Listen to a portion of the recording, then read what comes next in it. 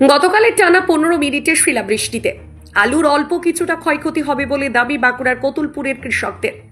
যে সমস্ত আলুর জমিতে আলু ওপরের দিকে মাটি ফেরে বেরিয়ে এসেছে, সেই সমস্ত জমির যৎকিঞ্চিত আলু পচে যাওয়ার আশঙ্কা স্থানীয় চাষিদের। ক্ষতিগ্রস্ত চাষিদের দাবি, বাঁকুড়া জেলায় এরকম ভয়াবহ শিলাবৃষ্টি নাকি বিগত 20 বছরে হয়নি। বাঁকুড়া জেলার কতুলপুর ও জয়পুর থানার পার্শ্ববর্তী বিক্ষিপ্ত এলাকাতেও এই প্রাকৃতিক দুর্যোগটি হয়। শিলাবৃষ্টির খবর চাউর হতে গোটা বাংলার বিভিন্ন এলাকার আলুর বাজারে আজ আলুর দাম কিছুটা বৃদ্ধি পেয়েছে। নমস্কার, আপনারা দেখছেন ইন্ডিয়া পটেটো নিউজ।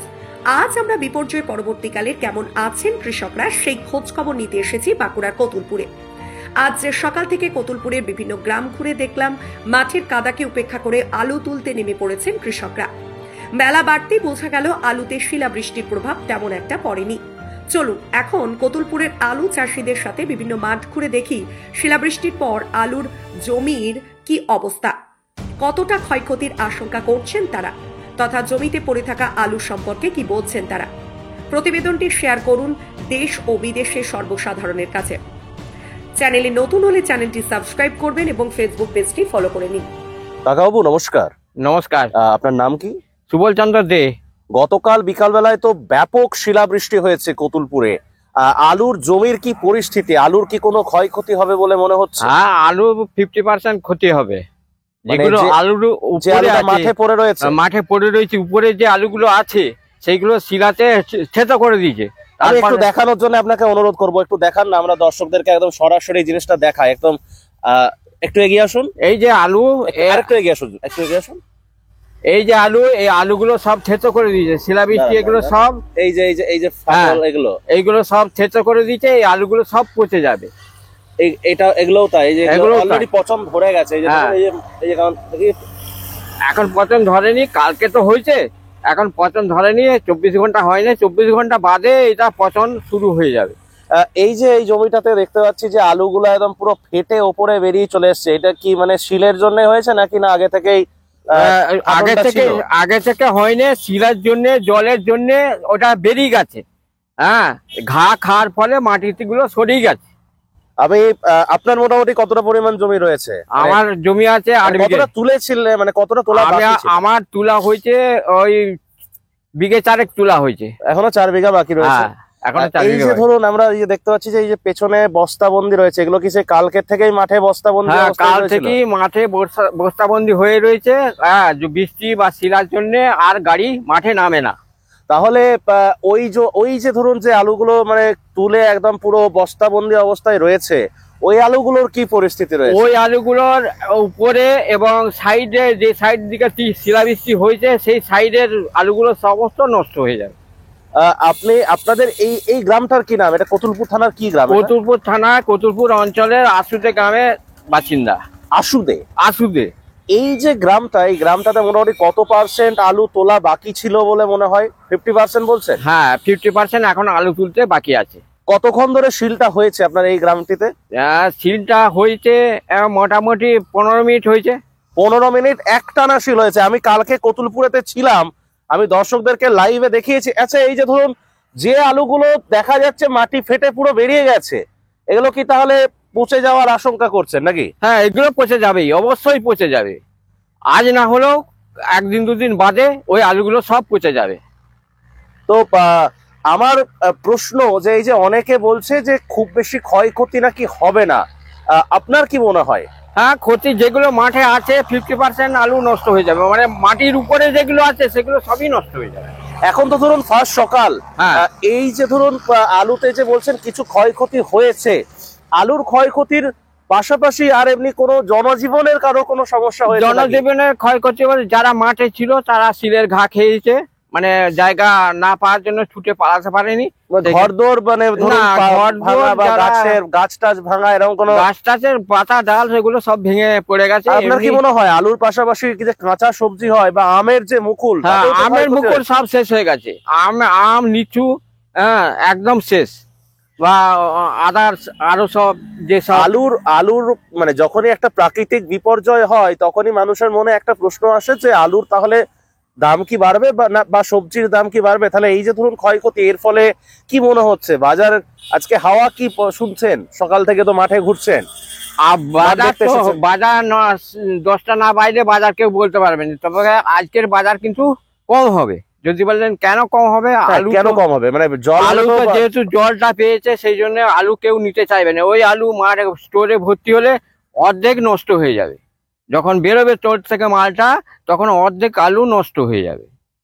এরকম শিল বিগত বেশ কয়েক বছর কিন্তু আপনাদের এদিকে দেখা যায়নি না? এই 20 বছর আগে একবার হয়েছিল। একবার আমি যখন ছোট ছিলাম তখন, মানে অ্যাকচুয়ালি আমারও এইখানে এই স্থানীয় এলাকাতেই আমারও বাড়ি। আমি যখন খুব ছোট ছিলাম আমার মনে আছে এরকম মানে একদম ভয়াবহ শিলাবৃষ্টি হয়েছিল তখন ছোটবেলায়। সেই ততটা ভয়াবহ নয়, তার চেয়ে একটু কম। তার মানে থেকে একটু কম হয়েছে, কারণ একটু যেহেতু কম। পরিমাণটা একটু হ্যাঁ। কম হয়েছে, মিনিট 15-র মতো হয়েছে, কন্টিনিউ কিন্তু হয়েছে।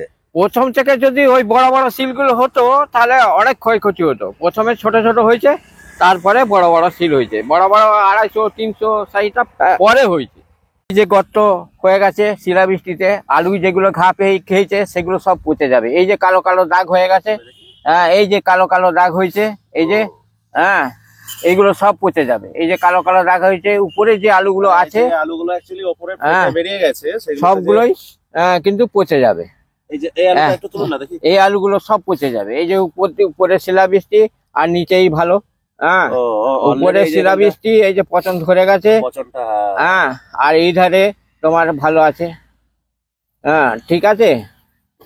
ভয়াবহ শিল, হ্যাঁ, ভয়াবহ শিল। গর্ত হয়ে গেছে এগুলো না? সব গর্ত হয়ে গেছে। এই যে শিলেতে এই যে থেতো করে দিয়েছে, এই যে আলু, এই যে শিলাবৃষ্টি শিলাতে একদম থেতো করে দিয়েছে একবারে, হ্যাঁ।